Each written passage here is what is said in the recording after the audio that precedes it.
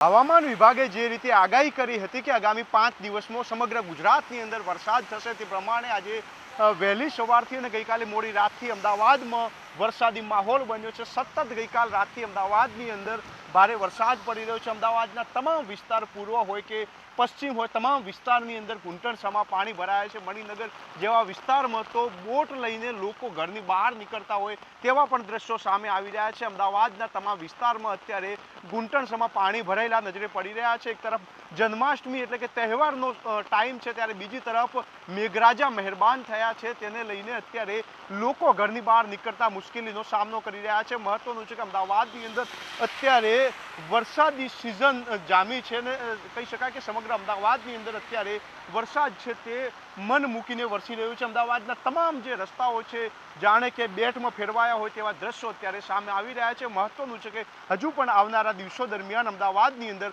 ભારેથી ભારે વરસાદની હવામાન વિભાગ દ્વારા આગાહી કરવામાં આવી છે।